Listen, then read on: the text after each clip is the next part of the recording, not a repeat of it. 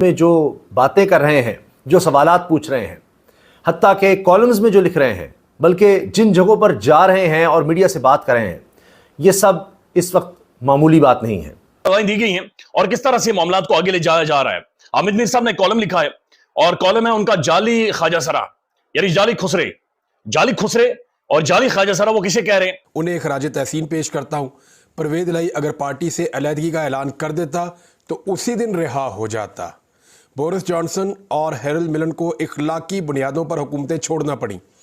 یہ جو ہمارا جوش اور جذبہ ہے یہ اس کی مرہون منت ہے، اس شخص کی، وہ اس شخص کی جو 9 مہینے سے ایک کال کوٹری میں بے گناہ پڑا ہوا ہے۔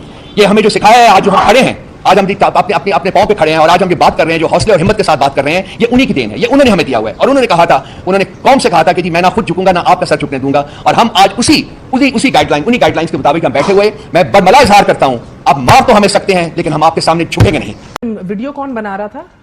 یہ 2 لوگ تھے جی، ایک پہلے پیچھے کھڑا ہوا تھا اور ایک یہ جو بعد میں آیا جو ویڈیو بنا رہا تھا، آئی ڈونٹ نو وہ کون تھا۔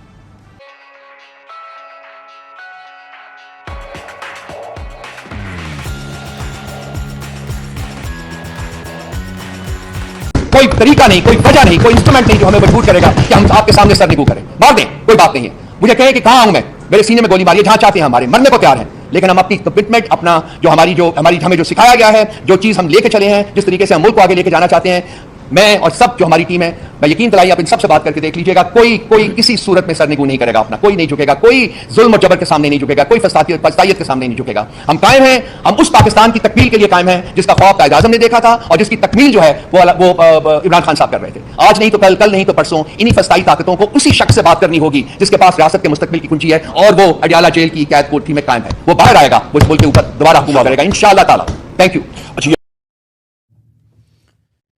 مجھے بتائیں مجھے کہاں آنا ہے، میرے سینے پر گولی ماریں لیکن ظلم اور جبر کے سامنے ہم جھکیں گے نہیں۔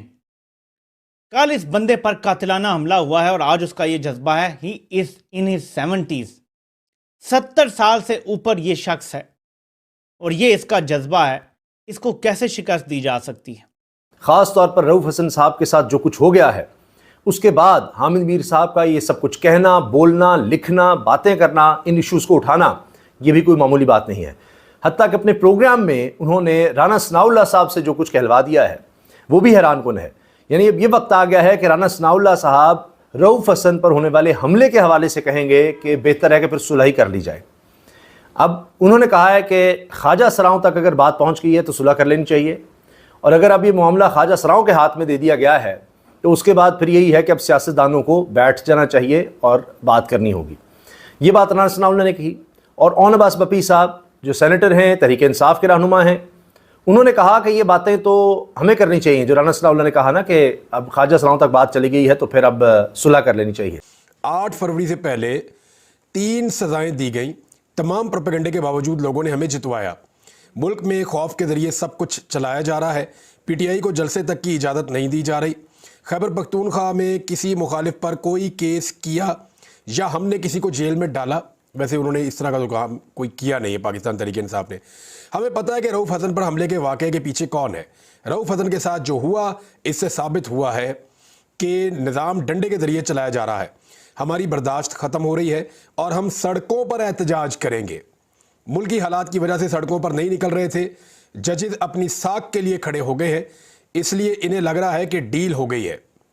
اور نواز شریف اور محسن نقوی بتائیں کہ پیسہ باہر کیسے گیا۔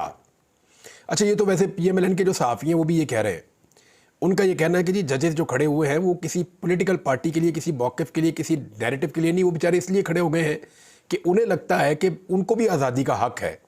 تو جو حقیقی آزادی کی خواہش ہے وہ عدلیہ کے اندر بھی پیدا ہو گئی ہے اور عدلیہ اپنی کھوئی ہوئی سپیس واپس لینا چاہتی ہے۔ کیا نواز شریف سے کوئی ڈیل نہیں کی؟ چودھری نثار کے ساتھ نواز شریف سے ملاقات ہوئی تھی۔ صحافی کا سوال، نواز شریف نے سمجھ لیا کہ میرے ضمیر کی قیمت صرف ایک سڑک ہے، بنی گالہ کی سڑک توشہ خانہ کے تحائف بیچ کر بنوائی تھی۔ لو جی، نیا انکشاف آ گیا عمران خان صاحب کا۔ تمام کیسز براہ راست نشر کیے جائیں، قوم کو پتہ لگے چوری کس نے کی۔ غداری کا بھی کیس چلانا ہے تو چلائیں، پھانسی کے لیے بھی تیار ہو۔ ججز پر جو خوف تھا وہ اترتا جا رہا ہے۔ شہباز شریف کہہ رہا ہے کہ مشکل فیصلے کرنے پڑیں گے۔ مشکل فیصلے تب ہوتے ہیں جب لیڈر قربانیاں خود دینے سے شروع کرے۔ نواز شریف، شہباز شریف اور زرداری بیرون ملک رکھے گئے اربوں روپے واپس لے کر آئے قوم بہت قربانی دے چکی, اب قوم پہلے آپ سے قربانی چاہے گی. میڈیا کا منہ بند کرنے کے لیے فارم 47 کی وزیر اعلیٰ نے حتک عزت کا قانون پاس کر دیا. ملک میں خوف کے ذریعے سب کچھ چلایا جا رہا ہے, پی ٹی آئی کو جلسے تک کرنے کی اجازت نہیں دی جا رہی. 30 مئی کو سپریم کورٹ میں میرا میچ ہے. انسانوں اور جانوروں کے معاشرے میں فرق ہوتا ہے. انسانوں کا معاشرہ لوگوں کے دل جیت کر چلایا جاتا ہے. امریکہ کو اجازت ہے کہ وہ حکومت گرا دے, مجھے یہ اجازت نہیں کہ میں امریکہ کی سازش کو بے نقاب کروں. میرے پاکستانیوں, اس فسطائی نظام کے خلاف جنگ آخری مرحلے میں داخل ہو چکی ہے. میں اپنے تمام پارٹی ورکرز اور عوام کو کہتا ہوں کہ آپ تیاری کر لیں, میں جلد سڑکوں پر نکلنے کی کال دوں گا. یہ ہے جی عمران خان صاحب کا موقف. ابھی تک لوگ کہنے والے یہ کہتے ہیں کہ پورے انتظام کے ساتھ آئے تھے, وہ باقاعدہ ویڈیو بنانا چاہتے تھے اور شاید بعد میں اس کو قتل کی باڈی کو وہ فیئر پھیلانا چاہتے تھے, کچھ اس قسم کی بات ہوتی ہے. I don't know. اور آپ پھر بھی نہیں ڈرے, آپ پھر بھی نہیں پیچھے ہوئے, آپ کے خاندان نے آپ کو نہیں روکا. کل بھی آپ نے مجھے جوائن کرنا تھا, ہمیں یہ خبر ملی. And you are sitting here with me today. ہاں بس ٹھیک ہے, پریشر تو ہوتا ہے جی. میری بچی جو ہے she is very dear to me, تو شی از بین کرائنگ کہ نہیں اب نہیں جائیں. میں نے کہا نہیں بچے, کچھ کام ہے وہ تو کرنے ہیں, تو بیٹھا ہوں یہاں میں.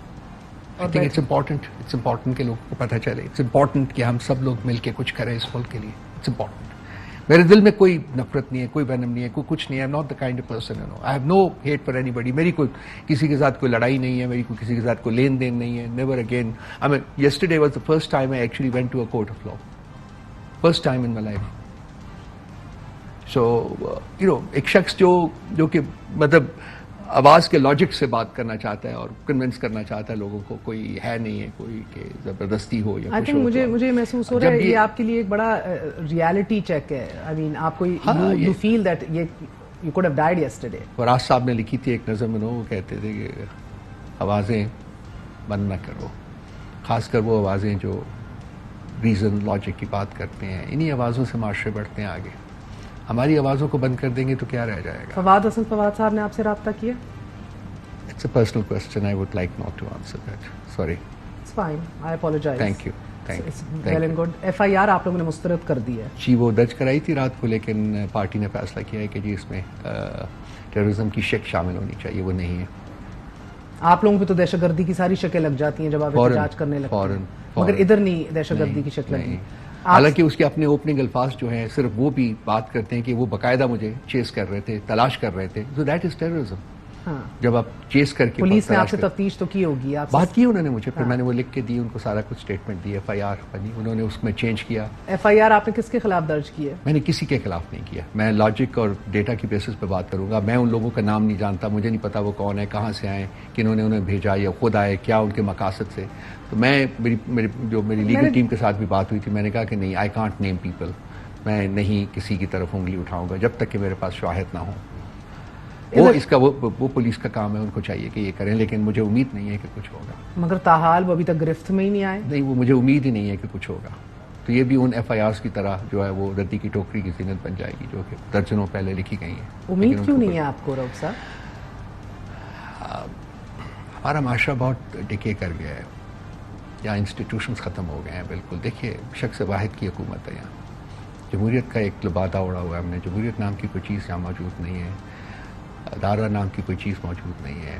میری بڑی خوشی ہے, میں نے آرٹیکل بھی لکھا ہے لاسٹ فرائیڈے کو, سائلنٹ ریولوشن. مجھے جو جوڈیشری میں ہو رہا ہے فارمز مائی ہارٹ, ایک ریئلائزیشن سیٹ ان ہو رہی ہے. جوڈیشری کے خلاف جو ہو رہا ہے, what does that do to you? Senate کی تقاریر بھی آپ نے دیکھی ہوں گی, پریس کانفرنسز بھی دیکھی ہوں گی. وہ تو اسالٹ کر رہے ہیں نا, بیکاز یہ اویکننگ اگر ہو جائے گی تو پھر پریویلیج موشنز لائے جا رہے ہیں, ملک کی حالت بدل جائے گی.